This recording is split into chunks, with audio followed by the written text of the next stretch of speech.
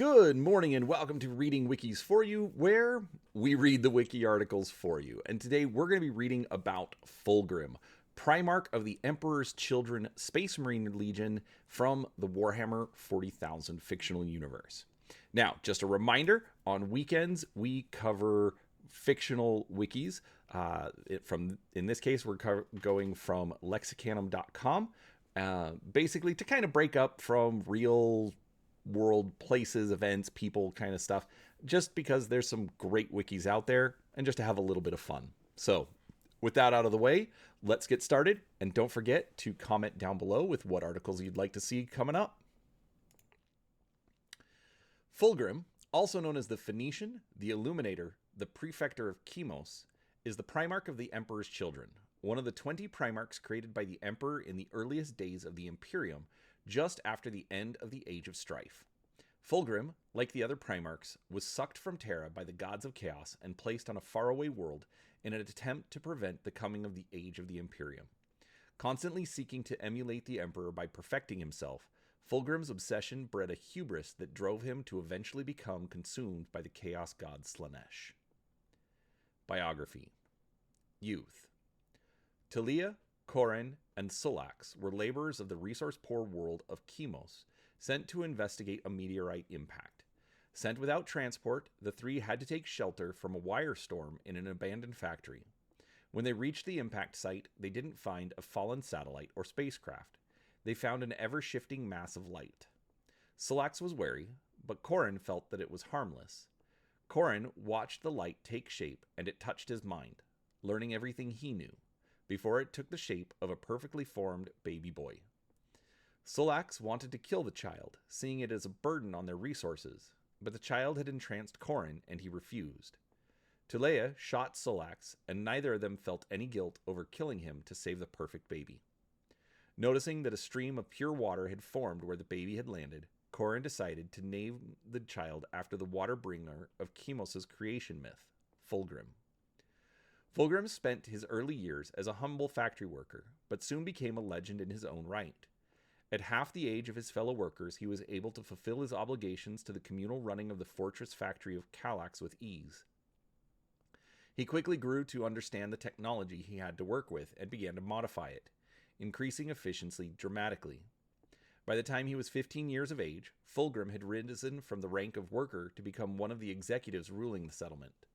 Learning of the gradual deterioration of both Kallax and all the other settlements of Chemos, Fulgrim decided that he would save his world. Under Fulgrim's leadership, teams of engineers traveled far from their factory fortresses, reclaiming and repairing many of the far-flung mining outposts. As minerals poured back into Kallax, Fulgrim supervised the construction of more sophisticated and energy-efficient machinery, as recycling efficiency grew to the point where Chemos was producing a surplus for the first time in years. Fulgrim began to foster a re-emergence of art and culture, aspects of humanity sacrificed in the struggle for survival. The other settlements allied themselves with Kallax, and 50 years after arriving on Chemos, Fulgrim was its sole leader. Fulgrim battled many foes during this time, most notably the sword dancers of Sulfa. He also engaged in many political marriages to secure the loyalty of other factory cities, marrying several times, but quickly outliving his spouses. According to Fulgrim, he loved some of these spouses at first, but after a while, stopped caring. The Great Crusade. It was not long after this that the planet's isolation came to an end. From the gray sky came a flight of dropships, armored and battle-scarred, each bearing the same symbol, a two-headed eagle. On hearing of this, some fragment of memory stirred in Fulgrim. Chemos had no formal army, but the dropship's landing zone had been surrounded by the caretakers, the police soldiers responsible for maintaining order in the factory fortresses. Fulgrim sent word to the caretakers to stand down and allow the visitors from above into Kallax. In his Spartan quarters, Fulgrim was faced by armored warriors from the stars. Their faces bore the scars of many battles, and from their shoulders hung scrolls listing their achievements. Their armor and weapons were finely worked, and their banners and pennants were works of art. Fulgrim recognized that these men were not merely advanced, but civilized. His lost brothers from the stars had preserved the arts he had longed to return to Chemos. From the midst of these warriors stepped their leader, the Emperor of Humanity. Fulgrim surveyed him, and, without a word, knelt and offered his sword. On that day, Fulgrim swore to serve the Imperium with all his heart. From the Emperor, Fulgrim learned of the distant world of Terra, of the Great Crusade to reclaim the Sundered Galaxy, and of his own origins. It is unknown when exactly this event occurred, however it is recorded that the construction of a starship for the Primarch of the Third Legion was completed around 160 years before the beginning of the Horus Heresy. Traveling to Terra to meet his new legion, Fulgrim learned that an accident had destroyed the majority of the gene seed designated for his legion, and without their Primarch, replacing it was a slow and laborious process. Fulgrim came to address the 200 Space Marines of his legion, and the words he spoke were said to inspire the Emperor so much that he named the legion the Emperor's Children, and allowed them to bear the sign of the Aquila, the double-headed eagle that was the Emperor's personal symbol, on their power armor. Fulgrim became driven by the notion that his genetic descendants should strive to live up to this honor and the perfection of the Emperor and his vision of the imperial culture. This drive to achieve perfection soon applied to all things the Primarch and his sons became concerned with, from military tactics to the embrace of artistic culture that didn't exist on Chemos to their very appearances. Fulgrim was a particularly imposing sight, with shimmering white shoulder-length hair, large, friendly-seeming eyes, and a mouth that was never far from a smile. His armor was of the finest quality and intricately decorated. Over it, he often wore one of a variety of high-collared cloaks. Fulgrim was anxious to make his contribution to the Great Crusade, but the comparatively small size of his legion meant that the Emperor's children were placed under the command of Horus and his Luna Wolves. Horus and Fulgrim grew close to one another while pacifying the eastern fringe. Eventually swelled by recruits from both Chemos and Terra, Fulgrim was soon able to lead a crusade of his own, bringing countless worlds into the light of the Imperium. Fulgrim sought protection and spectacle in these campaigns. Fulgrim sought perfection and spectacle in these campaigns, as demonstrated when he took the world of Byzas with only 7 men, despite nearly dying in the process. Fulgrim also established a close relationship with his brother Ferrus Manus, who attempted to purge imperfection from himself. Ferrus and Fulgrim eventually came to each try to build the perfect weapon, resulting in Fulgrim creating Forgebreaker and Ferrus Fireblade. The two exchanged weapons, and they became synonymous with their respective Primarchs thereafter. In the later stages of the Crusade, the Emperor's children soon made a name for themselves during the Crusade, battling fearsome enemies such as the Megarachnids and Diasporex. During this time, the Emperor's children initiated the Cleansing of Laren, a campaign that required great effort, dedication, and sacrifice from the Imperial forces. At the conclusion of this campaign, Fulgrim acquired a trophy from the field of battle, a Xenos-manufactured sword recovered from a Laeran temple known as the Silver Blade of Laer. He would begin to wield this sword more often than Fireblade, his customary personal weapon. With the benefit of hindsight, it can be recognized that the Laeran sword was a demon weapon. Horus Heresy.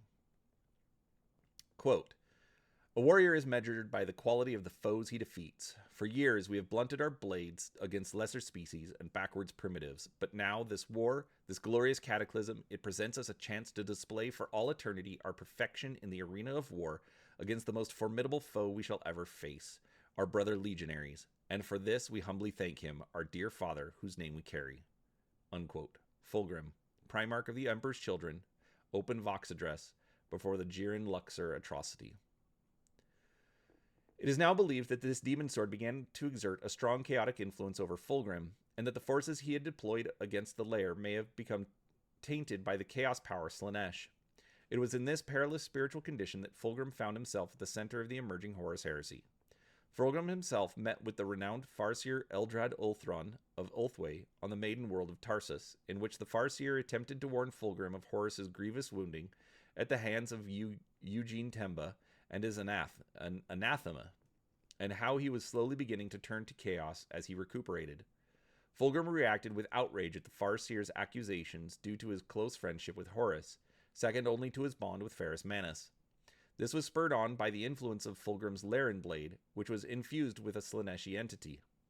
Fulgrim furiously attacked Eldrad alongside his captains and the Phoenix Guard, destroying both Kirin Goldhelm, an ancient and revered Wraith Lord, and an avatar of Cain in the process, forcing Eldrad and his beleaguered forces to withdraw.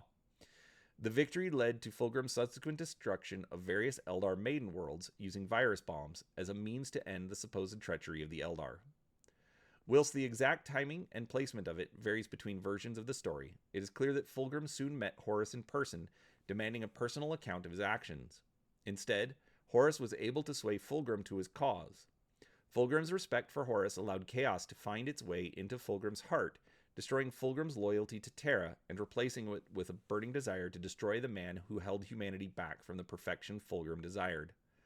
Fulgrim was immediately sent to meet with Ferrus Manus, Primarch of the Iron Hands. Great bonds of friendship and brotherhood existed between them, and Fulgrim felt that he could convince Ferrus of the righteousness of Horus's cause. He was wrong, however, and their meeting did not go well, concluding in violence. When next the brothers met, it would be as enemies. Their path chosen, the chaotic rot spread quickly from Fulgrim to his lieutenants, the Lord Commanders of the Legion, then to company and squad leaders, and finally all but a bare handful of Marines followed Slaanesh rather than the Emperor. Perfect became perfect hedonism. Their path chosen, their corrupting influence of chaos spread rapidly through Fulgrim and his sons, until almost the entire Emperor's Children Legion had turned to Slaanesh. During the drop site massacre on Istvan V, Fulgrim and his captains betrayed the loyalist members of the Legion, slaughtering their former brothers. The pursuit of perfection gave way to indulgent cruelty as the Legion fell fully under the sway of Slaanesh. Fulgrim's mental state quickly deteriorated. He began talking to a painting by Serena de Angelis and killed the sculptor Ossian Delafour after he inadvertently slighted the Primarch. When the Loyalist legions arrived in the Istvan system, the Emperor's children were at the forefront of the fighting, aiding in the massacre of their former brethren. During the infamous drop site massacre, Fulgrim and Ferrus Manus met once again and had their final and fateful duel. Fulgrim wielded the weapon he had made for his brother, the Thunderhammer Forgebreaker, while Ferrus did the same with the sword Fireblade. Though both weapons were shattered, Fulgrim proved the victor after taking up his silver blade, but discovered he could not bring himself to kill his brother. It was at this point that the demon bound within the Laren blade fully exerted itself, and Ferrus Manus was struck dead. Fulgrim was shocked into clear thinking by the death of his brother, aghast at what he had done at the horrific betrayal and carnage around him. In a further moment of weakness, he agreed to the demon's offer to send him to oblivion and allowed the warp creature to escape from the sword. It took but a moment for it to possess him body and soul, trapping his consciousness in a tiny corner of his mind. From that moment on, Fulgrim became a prisoner in his own form, his existence fully controlled by the Slaaneshi demon. Fulgrim's soul was later trapped in the twisting painting of Serena de Angelis. The only person aware of the fate of Fulgrim was Horus, who recognized the demonic possession almost immediately during their next meeting, but considered Fulgrim too valuable an asset to lose. Lorgar and Magnus also became aware of the true nature of Fulgrim upon encountering him. However, in the months afterward, Fulgrim was able to regain his body by unknown means, trapping the demon's essence in the same painting he had been trapped in. This was only revealed to his legion when a group of captains led by Lucius realized what had happened to their Primarch and took Fulgrim captive. He allowed them to do this to prove he was no longer possessed, as they tried to make the demon release its hold over him through extreme torture. Fulgrim revealed that he had forced the demon out and had been himself for some time, and had chosen to devote himself to Slaanesh fully and of his own free will for reasons he did not deign to explain. Daemonhood. Fulgrim soon joined the forces with Perturabo, Primarch of the Iron Warriors, on the world of Hydra Cordatus. Promising the Lord of Iron perfection, the two embarked on a quest to tip the balance of the rebellion in Horus's favor by journeying into the Eye of Terror and retrieving a weapon known as the Angel Exterminatus. Shortly before they were to leave, Fulgrim was hit by a direct headshot from the vengeful Sisypheum crew member Nikona Sharokin. Fulgrim survived the wound. However, thanks to the efforts of Fabius Bile, after a brief boarding battle with the Sisypheum that saw the ship escape yet again, the two Primarchs arrived in the Eye and quickly landed on the crone world of Idris. Entering an ancient Eldar citadel known as the Amon Nishak Keles, the Emperor's children and Iron Warriors had to contend with an army of Wraithguard and Wraithlords that had awoken from their slumber. At the height of the vicious battle, Fulgrim attempted to betray his brother and slip away, but was pursued by Perturabo. Both soon arrived in a massive spherical chamber, and Fulgrim revealed to his brother that there was no Angel Exterminatus, but rather he was destined to become such a weapon on this world. Furious, Perturabo attempted to attack Fulgrim, but was drained of his power when Fulgrim activated the Mogatar stone that Perturabo had previously received under the guise of a gift. Now with the Iron Warrior's Primarch power in hand, Fulgrim revealed the purpose of his plan, to achieve apotheosis, better known as demonhood. However, just as Fulgrim was about to complete his ritual and achieve demonhood, Perturabo gathered enough strength to charge at his brother, but they were interrupted by an ambush of salamanders, Iron Hands, and Raven Guard, who had been stalking the traitor fleet in search of vengeance since the drop site massacre. One of the loyalist Astartes during the battle shattered the Mogatar Stone, freeing some of Perturabo's energy and giving him the ability to strike down Fulgrim with his Thunderhammer. However, Perturabo only managed to destroy the Primarch's mortal skin and was reborn as the Demon Prince of Slaanesh.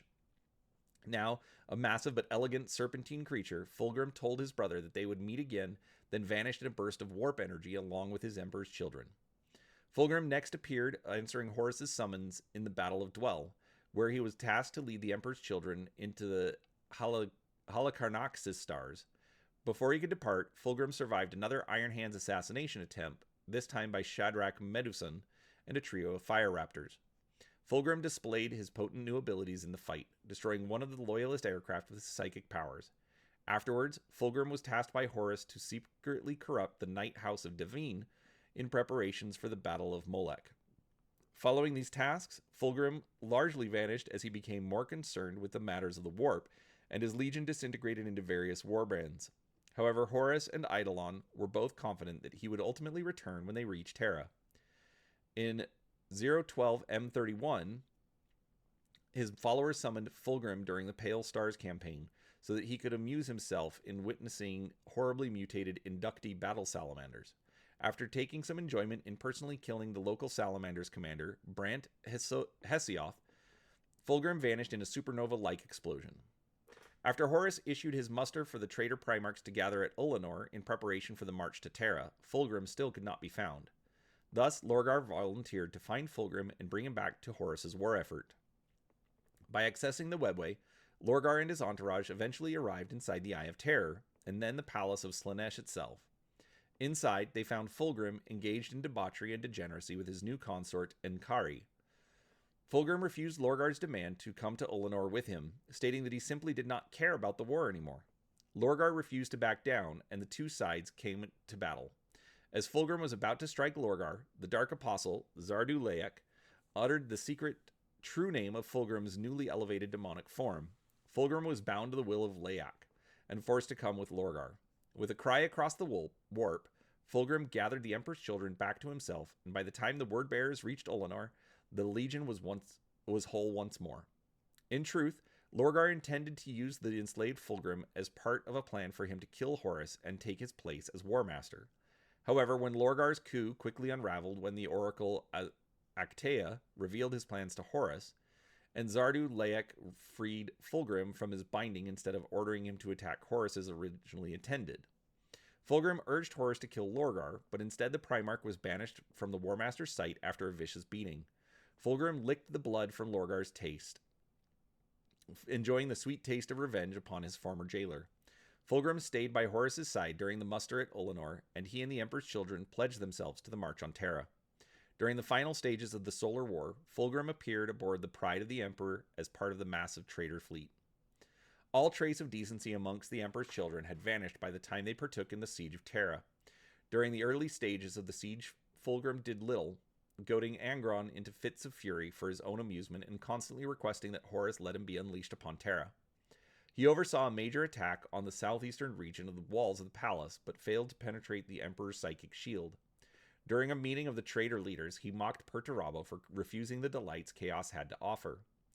While other traitor legions assaulted the Imperial Palace, the Emperor's children embarked upon a spree of terror and gratification amongst the helpless citizenry of Terra. Even by the early stages of the battle, they simply launched attacks to drag away prisoners for their own amusement. However, Abaddon was able to get Eidolon to somehow convince Fulgrim to lead the whole of the Emperor's children against the Saturnine Gate, in a bid to quickly end the battle. During the assault on the Saturnine, Fulgrim massacred his way across Imperial fists until he encountered Sigismund battling the first captain. Fulgrim was impressed with Sigismund's abilities, but quickly overmatched the Imperial Fist champion. As he was about to finish Sigismund, Fulgrim was then confronted by Rogaldorn himself. The two Primarchs did battle, with Fulgrim constantly goading and taunting his brother. Dorn refused to respond to Fulgrim's taunts and seemed to have the advantage against the traitorous Primarch, who was transformed into his standard Primarch form and opposed that of a demon prince. Dorn managed to counter every attack and impale Fulgrim, but the Phoenician laughed off the damage as he repeatedly regenerated and declared he can't die. It was then that Fulgrim learned that Abaddon's attack beneath Saturnine had failed, dooming the assault on the walls with it. No longer interested in the battle and annoyed with his allies, Fulgrim transformed into his demonic visage and abandoned the fight.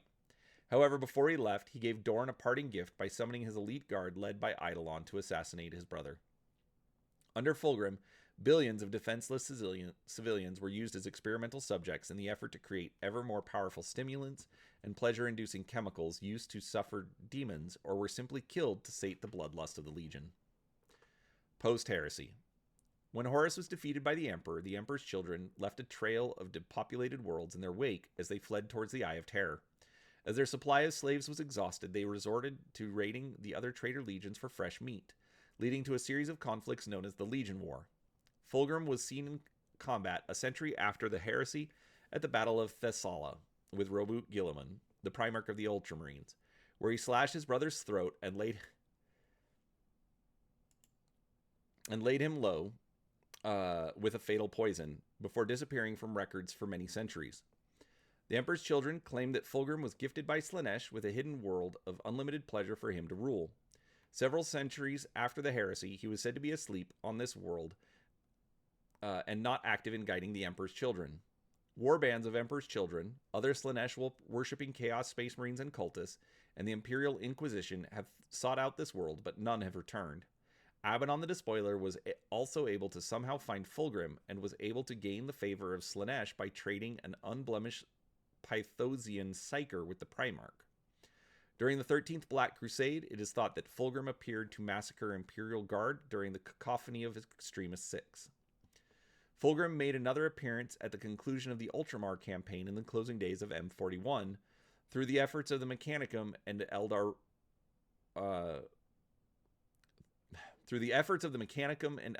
Roboute Guilliman was healed from the wounds inflicted by Fulgrim. Fulgrim sensed his brother's revival and took the time to possess the Archconsul of Macragge in order to gloat to Guilliman during his first public appearance in 10,000 years. Through the body of the Archconsul, Fulgrim announces that Guilliman would have many temptations to resist and that any feeling of self-satisfaction would be his doom. Later, he appeared during the Sabist planet strike, where he slew the Iron Hands captain Sind Grolvok. Using his personal messenger Malvase, Fulgrim arbitrarily appeared before the Perfecti, Emperor's Children warband, and led them to conquer the Imperial world of Crucible. There he declared that he would launch a new crusade to liberate the people of the Imperium from the Emperor's tyranny. At some point in the 41st millennium, Fulgrim was lured back to Istvan III by a sonic beacon. There he was confronted by the sole surviving loyalist Emperor's child, the dreadnought Rillanor. As Fulgrim tore the dreadnought apart, an unexploded virus bomb was detonated and engulfed the planet. Though Fulgrim's form survived, his pride was wounded.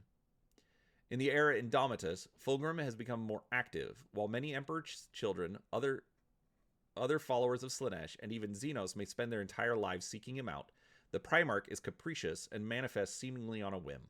Many of those who seek him out are said to draw the eye of Slaanesh and rise in power themselves, encouraging even more to undertake the quest. When Fulgrim does appear, he seeks to glut himself on as varied a palette of existence as possible. Sometimes he will craft exquisite and genius strategies to bring pain, grief, and humiliation to his foes, but other times he may abandon all tactics to vent his aggression in a gory rush of reckless violence, not giving his sons even a modicum of attention. Just as Fulgrim will suddenly and seemingly randomly appear, so will he usually depart the battlefield without a word once he has sated his fill of sensation. When Fulgrim does manifest in real space, he radiates an aura of exotic textures, colors, scents, and hideous beauties. He can change his appearance, fighting style, and even personality seemingly at random. He may appear monstrous in one appearance, but graceful the next. His arsenal of weaponry is equally as inconsistent, wielding a variety of polearms, sentient swords, demon weapons, and artifacts, collectively dubbed the Blades of the Phoenician. Clone. Sometime before M41, Fabius Bile managed to create a perfect clone of Fulgrim. Unlike all previous attempts, this clone was pure and uncorrupted, with not even a hint of the warp affecting him. Why this one had succeeded was unknown, even to Fabius. The clone aged to adulthood quickly. his Primarch genetic memory allowing him to learn quickly, as well as remember the events of the Horus Heresy. Expressing regret for his actions and downfall, he swore to wipe away the sins of his past and atone for his treason. Fulgrim was taken by Trazen the Infinite when Fabius betrayed him, fearing the clone would go down the same route as the original. Personality. Before the heresy, Fulgrim was a warrior that enjoyed the finer arts of civilization and culture of his people, such as art, music, and celebration. He believed that there was little point in conquering the galaxy if they did not indulge in these civilized traits. Fulgrim himself also engaged in the arts and created marble statues of his two or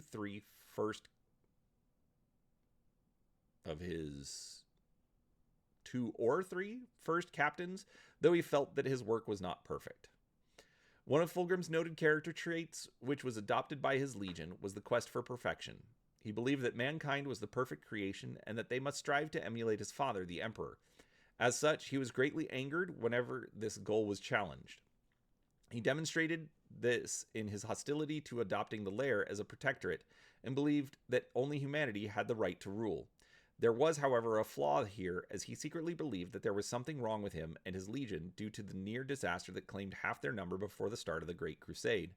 This allowed others to exploit him, and was the reason why he accepted Fabius's bile genetic treatments of the legion. Among his fellow Primarchs, Fulgrim's friendships were deepest with Ferrus Manus and Horus, though the former was a stronger bond. Wargear. Fulgrim wielded many weapons throughout the heresy. He is perhaps most famous for the Silver Blade of Lair, the demonic weapon that drove him to corruption. However, before wielding this weapon, his primary weapon was Fireblade, a power sword built for him by Ferrus Manus. After the Battle of Isstvan III, Fulgrim also came into the possession of the Anathema. During the Drop Site Massacre, Fulgrim effectively wielded Manus's Thunderhammer Forgebreaker for a time. Fulgrim's personal firearm was the Volkite Charger Firebrand, while his power armor was an ornate and artistically crafted suit known as the Gilded Panoply. After becoming a demon prince, Fulgrim wielded a wide series of demonic blade and spears collectively referred to as the Blades of the Phoenician. These include both Fireblade and the Blade of Lair. Then we've got various images of Fulgrim throughout the years. Trivia. The following information is not to be regarded as officially sanctioned and or is not written from an in-universe point of view. A detailed explanation of the term trivia can be found here. Fulgrim's name may derive from the Latin word fulgar, meaning electrifying, flashing, or dazzling. His title Phoenician is a term that can mean of the civilization Phoenicia, the mythical phoenix, or the color purple, depending on the context. Serena de Angelis's painting of Fulgrim and his later entrapment within it are very likely reference to the novel The Picture of Dorian Gray, where the titular character owns a painting that ages instead of him, allowing Dorian to indulge in hedonism and excess. Conflicting sources. According to Index Astartes 1, Fulgrim did not attain the status of Demon Prince until after the Horus Heresy. However, the novel Angel Exterminatus has him achieving demonhood during the heresy.